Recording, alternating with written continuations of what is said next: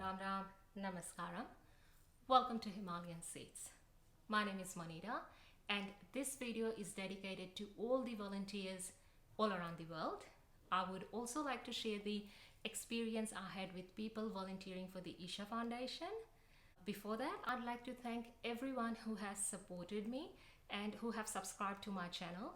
Himalayan Seeds is my passion project that I'm trying to work on alongside my work and family commitments. Coming to volunteers. Did you realize there are people like you and I, busy like you and I, who make a conscious decision to render some form of service for free and then go ahead and execute that decision? The United Nations estimates that 1 billion people volunteer every year. In this time and space, when people are very busy, when life is moving at a fast pace, and 24 hours in a day doesn't seem enough to do our own things, how do these people effectively manage their time to volunteer? Either for a few hours a week, or fortnight, or whatever it may be. I could only imagine that a lot of the time people make adjustments in their life, forego other fun and social activities, and work smart but also work hard in order to fit volunteering to their existing busy schedules. Now the question arises, why?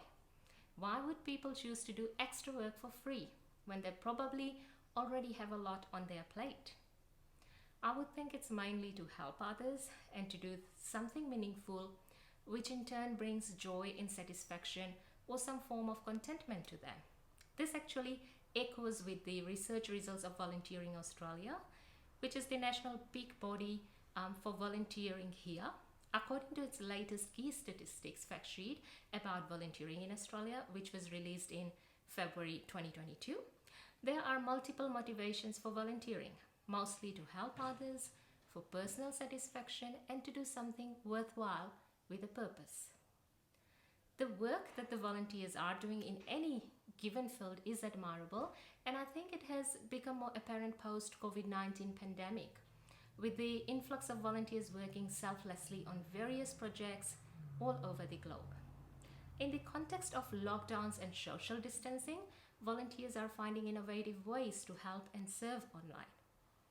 Other than the pandemic situation, in Australia, we sometimes get catastrophic droughts that lead to serious bushfires.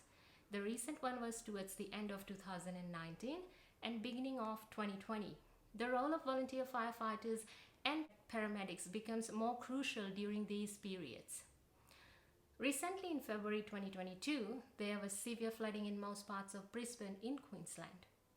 And people from the community showed up as volunteers, providing food to those in need, helping others clean up their home after the flooding, and so on.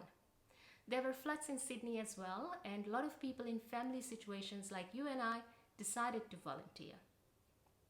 However, a study conducted by the Australian National University Centre for Social Research and Methods found that formal voluntary work done through an organisation or group fell from 36% in late 2019 to 24.2% in April 2021. It's worth noting that in 2019, almost 1/3 of Australians aged 15 and over participated in formal volunteering. But this figure does not include informal volunteering, and predictions are that this would improve this year in 2022. If you have volunteered in the past or are currently volunteering, thank you for giving your time and your service. If you're thinking of volunteering in the future, it would be an excellent way to contribute to society, and it is a need and it's for a greater good. I personally know a lot of people who volunteer in different ways and for a range of activities. Thank you to each one of you and the contribution you make to the society and the world at large.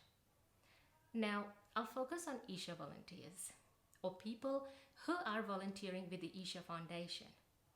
For those of you who may not know, the Isha Foundation is an international non-profit organization dedicated to cultivating human potential. Founded by Sadhguru, it is a human service organization that recognizes the possibility of each person to empower another, restoring a global community through inspiration and individual transformation. The Isha Foundation is largely operated by volunteers, and it has over 11 million volunteers from more than 300 city-based centers spread worldwide. The foundation's headquarters is at Isha Yoga Center in Coimbatore, southern India, and there is another center called the Isha Institute of Inner Sciences located in Tennessee, USA. I've got these details of their website, isha.sadhguru.org. Feel free to check it out for further information.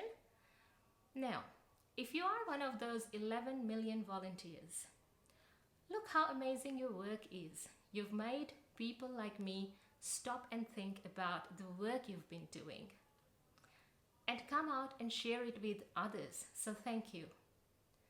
If you are not an Isha volunteer but have experienced their work and dedication at any of the Isha programs like I have, I'm sure you'll agree that they have touched your heart in some beautiful way.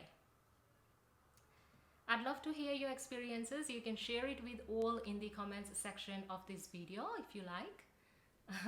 If you have never been to any of the Isha programs, you are indeed missing out on something special. Got to try it at least once when you're ready. Even if you don't get anything else, if you don't continue with your yoga and meditation practices, you can't miss out on the sheer dedication of these volunteers. Today, there are online programs hosted by the Isha Volunteers, which are extremely well organized. Now, who are these people? Some of them are meditators and yogis who are full-time Isha volunteers. Some of them are part-time meditators and yogis who are trying to pursue their inner seeking along with other commitments. While some of them think they are not a meditator or yogi just yet, but they are volunteering for the cause because it did transform them in some way. If you are not getting any of these, don't worry. The initial Isha program I attended is called Inner Engineering. There is lots of information available online about this program. I'll share some links in the description box below. You can have a look if you're interested.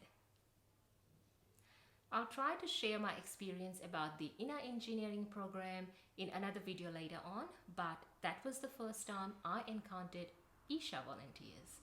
And honestly, I don't have enough words to describe them. I'd say that if you want to increase your efficiency, your productivity, enhance your time management skills, be better equipped to adapt to changes and face challenges, and not just deliver what's required, but with minute details, then Isha volunteering can teach you how. In fact, the more I say is less. These people simply give themselves completely to the process. And that's when miracles happen. Their halo is invisible to our eyes, but they do all that which you may expect someone with a halo to do. I haven't yet had the opportunity to officially volunteer with the Isha Foundation, so I'm not exaggerating and trying to glorify things unnecessarily, but this has been my experience throughout my interactions with them, whether I was participating in Isha programs or witnessing their behind the scenes after these programs were over or before it began. Well, that doesn't mean that everybody likes 100% of what volunteers do and how they do it, whether we look at Isha volunteers or any other volunteers. I respect volunteers for being part of the solution through their active involvement. As for the Isha Foundation, it provides a vast range of programs through its volunteers, and for all of this to be well executed, not only good planning is required, but volunteers pour their heart and soul into making things happen. Most of these people are people like you and I. They have jobs to go to, families to attend to, bills and taxes to pay. They also need to sleep and eat, right? Like us, they too have their strengths and weaknesses. I understand that it takes a lot of discipline and resolve on their part to be put on the spot to do things that they're probably never done, and most importantly, to not lose their cool when people who have no intention to contribute are complaining about the most insignificant things. We all know that happens. I'm I'm not a self-appointed advocate for the volunteers here. They don't do what they do for mere appreciation. They witness people being transformed daily. They are actively working on their spiritual progress, and perhaps this motivates them. It is my humble request to everyone that we be a little more open-minded, apply a little common sense, and do some self-introspection before coming out to any conclusions and emitting negativity. And especially when it comes to volunteers, people who are serving willingly when they could have been doing something else, right? Now, Isha Volunteers, I don't know what others think, but the best way I could express what your work really means to me: you are like the lights that appear around Mount Kailash and the Mansarovar Lake. You appear at the right time, do your thing, and disappear, giving an experience of a lifetime to everyone witnessing and leaving them in awe. I'm still in awe. Thank you. Once these Isha Volunteers are fired up, nothing can stop them and nothing becomes impossible for them. In fact, supported by over 11 million volunteers worldwide, Isha Foundation has initiated several large-scale social projects, most notably Action for Rural Rejuvenation, Isha Vidya, and Project Green Hand. If anyone from the foundation is watching this video, can we please have a song titled Shiva Ganas, dedicated to Isha Volunteers, the pillars of the Isha Foundation?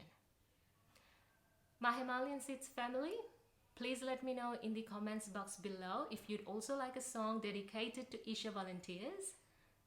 I will pass this message to the foundation. Thank you to Isha Volunteers and also to every volunteer out in the world. And thank you for your time, for listening to me. Ciao.